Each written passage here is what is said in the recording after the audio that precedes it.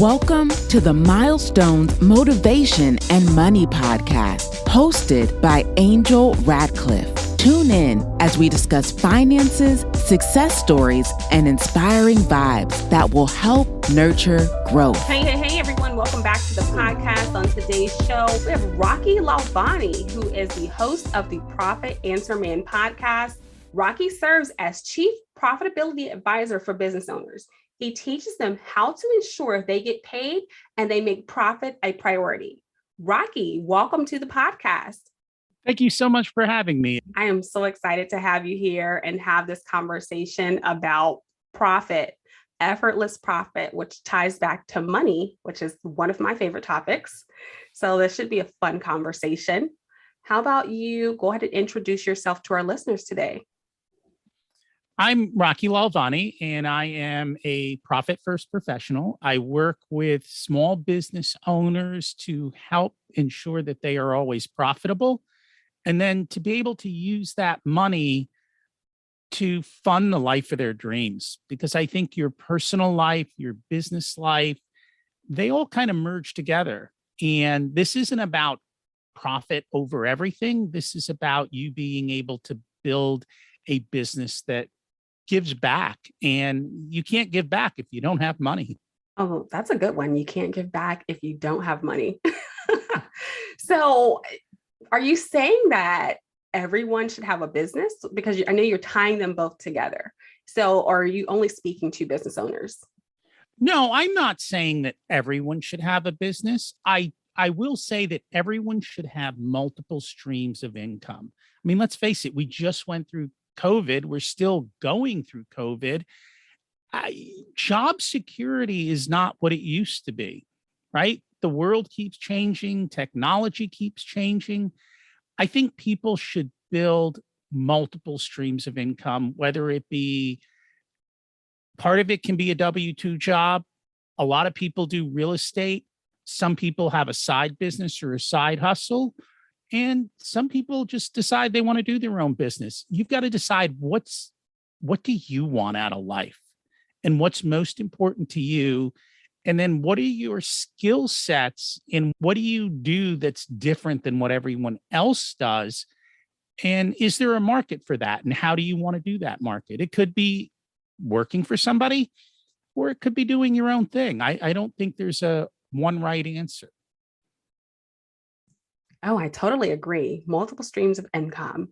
And so earlier in my season 1, I had an episode where I focused on multiple streams of income and why it's quote unquote sexy and why everyone should have some sort of backup plan or side hustle or something to deviate aside from that typical corporate income, because I've been in a position in my life where I've left the corporate world 2 times, one time voluntarily and the other time involuntarily. Went through a layoff at a very early age.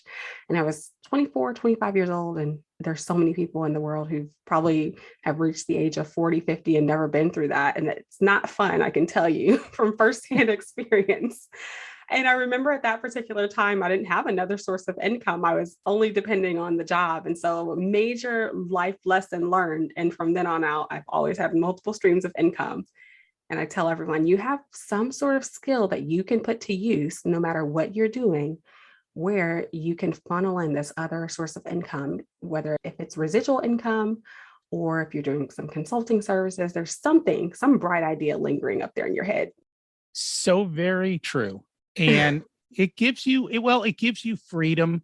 So one is if you're in a bad job situation or things change, it gives you the freedom to say, I'm out of here.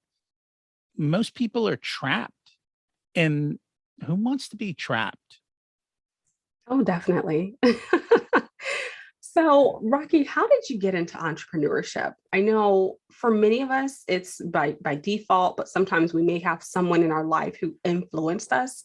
So what's your story when it comes to this particular journey? It's funny. When I was a kid, I was very entrepreneurial. I was selling stuff, doing hustles, making money. And then I did what I was supposed to do. I went to college and I got out of college and I had entrepreneurial dreams, but I got a job and the job actually went well. So I was making good money and I was comfortable. And good is the enemy of great. You get a little too comfortable and you just kind of continue down that path, which is what I did for years. And then sometime in my 40s, I was like, what do I really want to do? Because I do this for money and I do it because it gives me time freedom, but it's not what I love. And I had built my path to wealth. Like I've been listening to all these financial guys for decades. So I had built my wealth and I was like, well, I actually have the freedom to do what I want. So what do I want to do? And as I was looking around, I realized most people are horrible with their finances. And so I started doing some financial coaching. I went down, spent time with Dave Ramsey's group, becoming one of their certified coaches. And then I realized that although people want help with their money, most people want to become rich overnight. They don't want to do the hard work it takes to become wealthy over time. And as part of that, I also learned that business owners weren't looking at their financials. And I just literally banged my head against the wall. I'm like, how do you run a business and not look at your financials? And so I started to just explore that whole marketplace as an opportunity. I learned that most business owners aren't looking at their bookkeeping and they hate it. And I came to realize the reason they hate it is they're not accountants and they don't want to be. But it was a good market fit because unlike people, business owners are willing to spend more money to get the help they need to make change. And so it just kind of became that perfect fit. Hey, this is something that I'm really good at. I love spreadsheets. I've been using spreadsheets for like 40 years. I was working on the first spreadsheet that ever came out called VisiCalc back when PCs were just becoming the thing. So that's kind of my skill set. And I found an opportunity that could help people and derive value from what I could offer. Numbers tell me stories. So when I look at people's tax returns and finances, it tells me a story and I can see what they're doing and what their habits. Oh, definitely. And I'm a big numbers person as well. But I want to get into more of some of the things that entrepreneurs tend to look over when starting a business. And you just went into your particular journey. Can you remember any of those mistakes that you've made when you were first starting out being a business owner? So by the time I came to this business, I knew my numbers, and that really helped me to reverse engineer how I was going to build my business and the type of business I wanted. That's where I think most people struggle. They don't actually do the math of the business.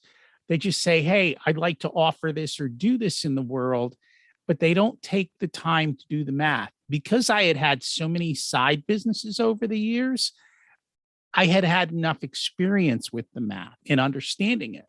Now, I will say, like for real estate, I really struggled with the math over the years. And that's why it took me so long to get started on my real estate side businesses, is because I didn't get the math. But once I figured that out, then I was willing to kind of plunge in and start that role. So I think that's the big thing for everyone is once you kind of know what you want to do or what you want to get involved with, either you or someone you trust has to help you reverse engineer the math of how you're going to be profitable and also the math of how much time it's going to take to do what you want to do. You know, if you're working in a job, you only have so much extra time, especially if you're a parent. Like, is this possible in the time allotted? Is this possible with the money allotted?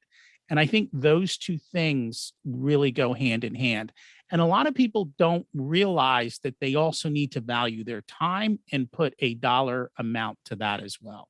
Yes, that is so true. Entrepreneur mistakes. I remember a few years ago, I wrote a blog on this, and finances is definitely at the top of the list. So many people, one, they don't have the knowledge, as you mentioned, and then maybe two, they're not interested because no one wants to hear about accounting and finance.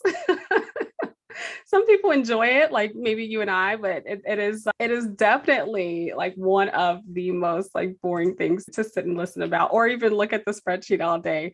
And I can speak from working in that world of dealing with spreadsheets all day. So if you can imagine someone who has absolutely zero experience and they're like, what the heck am I doing here? So getting more into some of these startups and small business, there's a number that's going around from the SBA. It's a statistic, and it's saying that 1 in 5 small businesses fail within the first 2 years. So I want to get into your thoughts of why these small businesses are failing. So there's a couple of reasons that small businesses fail in the beginning. Number one, they're undercapitalized, right? They didn't have enough money to start the business. There are ways to start businesses without money, but you have to understand what's your business model, what is it going to cost you to start your business, and how much do you need to get it started? So I think that's one of the big battles. Too often in the beginning, everyone's like, I need to build a website. I need to get business cards. I need to do this. And I got to tell you, none of that matters. The first thing you need to do is find a client willing to pay you. They don't care about all that stuff, right? And that kind of brings about the second biggest problem that most people encounter. They don't have a good market fit. What I mean by that is they don't have something of value to deliver that people are willing to pay for. And that was one of the biggest things, because I was doing the personal financial stuff and I figured out that the model I was using, people weren't willing to pay for. Even though I could teach someone to be a millionaire in 10 years, people weren't willing to pay for that. They all wanted, I'll be a millionaire this weekend.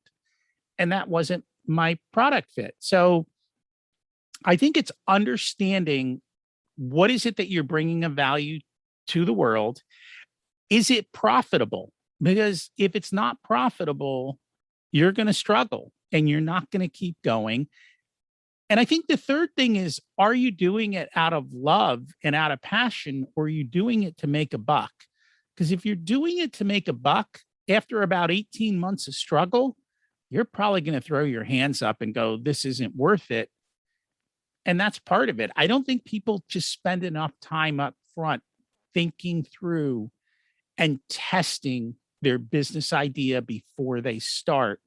And they don't have enough cash or runway to get them where they need to be. And that's why, having a side business is nice, because you're still bringing home your money from work while you're testing this out on the side, which is what I did for years. Yes, absolutely. Rocky, I want you to talk more about the Profit First system and tell us more what the system is and why our listeners should be more curious. So Profit First is a book by Mike Michalowicz. Mike Michalowicz is a serial entrepreneur, and he essentially built a couple companies. One of them was a forensic accounting firm, and they actually investigated Enron, high-profile divorces, all that kind of stuff.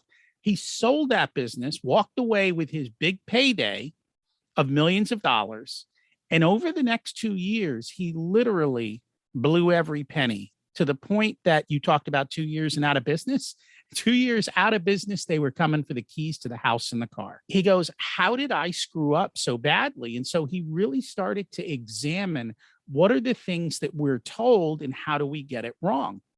One of his ahas is, we are given the wrong formula for profit. Your accountant, the tax people, they all say, even the MBAs, sales minus expenses equals profit. Well, where is profit in that? It's a leftover. It's an afterthought. Mike said, we've got the wrong equation. No wonder we're struggling. He said, it should be sales minus profit equals expenses. It's a mindset shift. And all money is about mindset, right? We talked about it before. People don't like to look at the numbers. They think math is hard. It's that same concept. By flipping this equation, we build a business where we take profit first and we constrain our expenses, which is the same thing in personal finance, right? You get your paycheck, take your profit, save your money first, constrain your expenses. Business owners are people. They run their business like they run their personal finances. We all spend too much. And that's what business owners do, because they're told you got to spend money to make money, Well, that's all the salespeople telling them that. You don't really need to spend money to make money. There are ways to do it without. But just that whole mindset shift of, hey, I'm supposed to have a profitable company. I'm going to take profit first. I'm going to pay myself first. And I'm actually going to put money aside for taxes, because when you own a business, you're responsible for the taxes. Nobody's taking it out of every paycheck. And that really freaks business owners out, because the first time they know they're profitable is when they go see their accountant. And their accountant says, congratulations, you're profitable. You made X amount of money. Here's your tax bill. And the business owner goes, well, where is that money? And how am I supposed to afford that tax bill? And the accountants laugh and say, well, you spent your profit. And I guess you'll have to figure out where you're going to get the money to pay the tax bill, because you forgot to save. You are so right, because so many people, they don't have that concept, that mindset to prepare for what's in store for their business financials. You said something that I hear people say all the time: you have to spend money to make money. But for someone who's not in that mindset of maybe this is all about the money or this is all about the profit, some people are getting into business because of their passion. And so they're thinking about money maybe in the long term, not the short term. So Rocky, talk to us about those people who have that mindset of their passion over the profit, how they can shift their mindset into thinking that the profit can come first. So I truly believe you should do your passion, but let's be real. Are you starting a business or do you have a hobby? If you've got a hobby, go do your passion. Hobbies cost money. They are never profitable. If you're running a business, it needs to be profitable, and you need to cover these expenses. And I told you, people freak out at tax time. If you're going after it with passion, you forget to pay yourself. How are you going to live? Your spouse is going to start screaming at you going, hey, we got bills to pay. How do we do all of this? And what the profit first system is, it's nothing new. So you're familiar with the envelope system, right? People used to, in the old days, they'd get their pay and they'd have all these envelopes. One said rent, one said groceries, one might have said Christmas club. We used to actually save for Christmas time. One might say utilities, and they'd put their money in their envelopes. And when it came time to pay the bills, they had them. Well, Profit First does the same thing for business owners, except instead of using envelopes, we use bank accounts, because we don't want to have all these envelopes of cash sitting around. And what happens is all the money comes into the main account, and this is called our income account. And so you can look at your income account and you can see how much you've sold. And that's kind of exciting. Most business owners, they're all about the vanity number, which is how much did I sell? But more importantly is the reality number, which is how much did you keep? And so then we have some bank accounts that are called profit. So we actually, as soon as we sell something, we take our profit and we put it in the profit account. It might be 5%, 10%, some small amount. Then we take money aside and we pay ourselves. Hey, this is your business. You should get paid first. You should be first in line. You put the effort, you took the risk. Let's stop putting everybody else in front of us, right? We need to have a strong foundation or we can't continue. Then we have another bank account that's called taxes, and we put our money in there to save for taxes. So when the tax bill comes, we don't freak out. And this one's very powerful. One of the biggest things that business owners have said to me is when they started saving for taxes, tax time was no longer scary. They could sleep at night. They knew they could handle that call from their accountant that says, you've got a big check coming due. And then what's left over is our operating expenses. And we learn that this is all we can spend on our business. And if there's no money in our operating account, we learn very quickly that we are overspending and that we need to curtail our spending, just like personal spending. All those little things start adding up quickly, and you need to kind of keep it in line and constrain yourself. So what Profit First is really is a restraint system. It's based on Parkinson's law. And Parkinson's law basically says a business or a person will use up all the time and resources allocated. So let's talk about kids, right? Your kid's got a report due at school. They say, well, it's due in 3 weeks. It'll take your kid 3 weeks to do it, but that's a total lie because they wasted the first 17 days goofing off and they get it all done at the end. Well, businesses are no different. You say, well, I'm starting this business. I need a website. They're going to come to you and say, well, what's your budget and what's your time frame? And if you tell them you've got $10,000 in 2 months to build a website, they'll take $10,000 in 2 months. But if you tell them, hey, I've got $1,000 to build a website and I need it done this weekend, they'll find you a solution to do it for $1,000 in this weekend. And that's just kind of the constraint. So we all need constraints in our life. Otherwise, we get too loose with our money. And that's basically what Profit First does, is it constrains us with these time-proven principles. I like that word constraint because especially when we're talking about money, I typically tend to push people to save more money. And that's a really good word to use when you're discussing how much money you even have to save or spend. Rocky, you've been a great guest and you seem very knowledgeable on topics related to finance and business. I want to ask you, as far as who's been most influential to you in these particular areas? So there's a book that I read that I absolutely love, and I refer to it all the time. And it's called The Road Less Stupid, Advice from the Chairman of the Board. And literally the first question in this book is, if you could unwind 3 financial mistakes you made, how much more money would you have?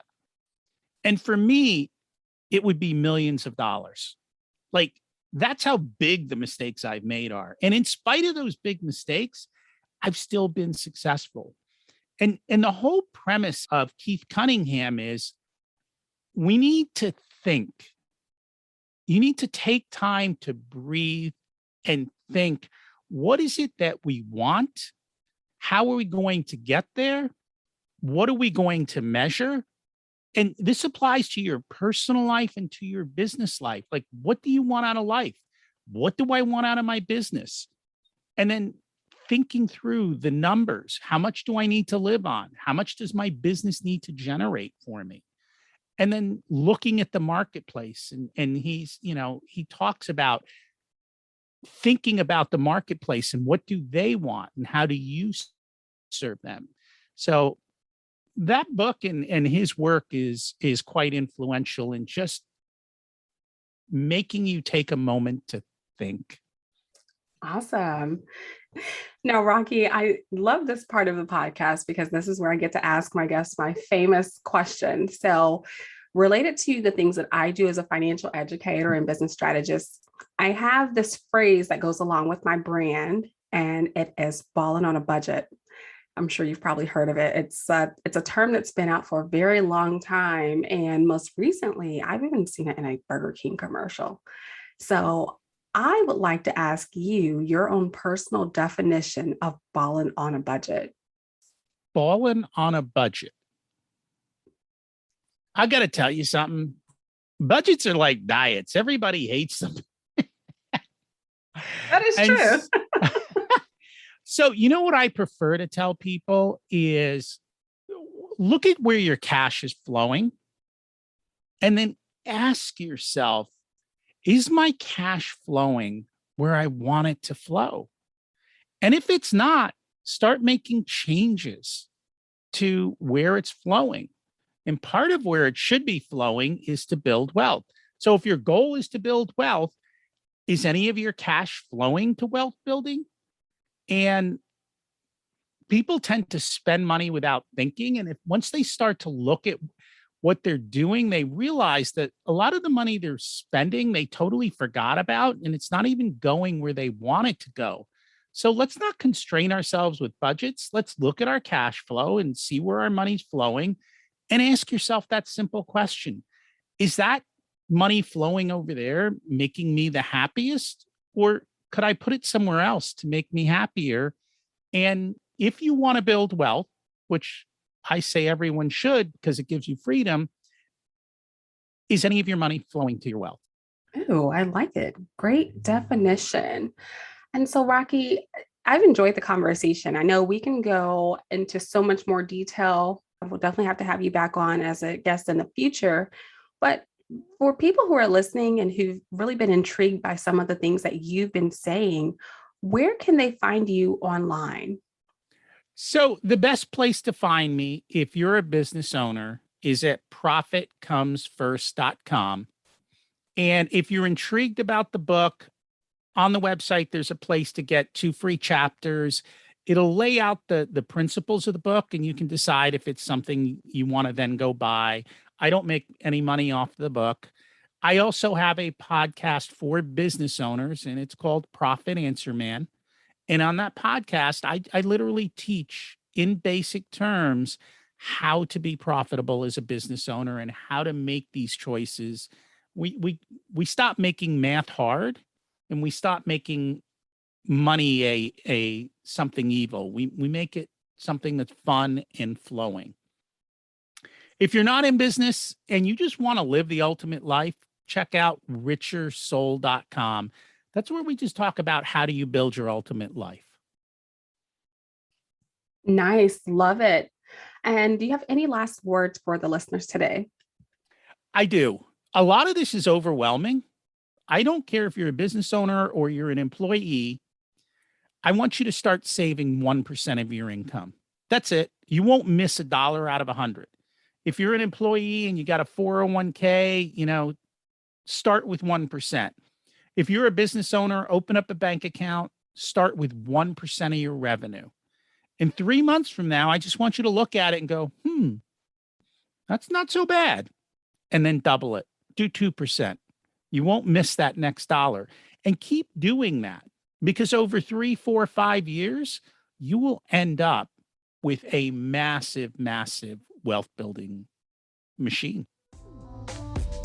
Thanks for listening. Stay connected with Angel online on Instagram, Twitter, and Facebook at Miss RMBA. That's MISSRMBA. Be sure to subscribe and review. Join us next time as we continue to empower you through milestones, motivation, and money.